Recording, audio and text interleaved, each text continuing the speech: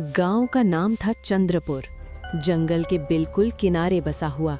दिन में ये गांव जितना शांत लगता था, रात में उतना ही डरावना हो जाता था।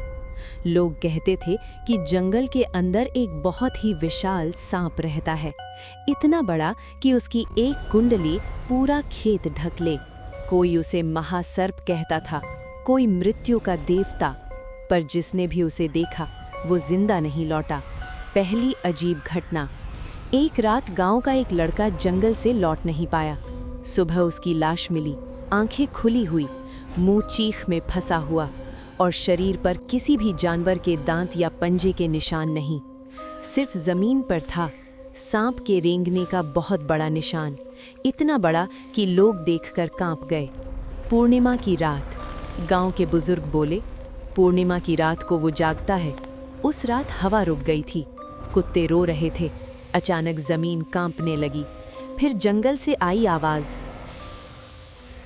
पेड़ झुकने लगे और तभी लोगों ने देखा ऐसा सांप जो पेड़ों से भी ऊंचा था।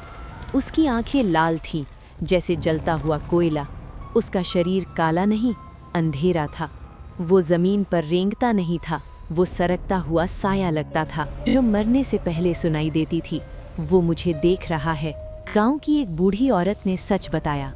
सालों पहले गांव वालों ने जंगल काटकर मंदिर बनाया था। उसी जगह था नागलोक और उन्होंने उसके राजा को जिंदा जला दिया था। मरते वक्त उसने कहा था, हर चांद के साथ मैं लौटूंगा और तुम्हारी आत्माएं निगलूंगा। आखिरी रात गांव वाले भागने लगे, पर महासर्प ने पूरे गांव को घेर लिया। उसने मुंह खोला, उसके अंदर आग नहीं, अंधेरा था।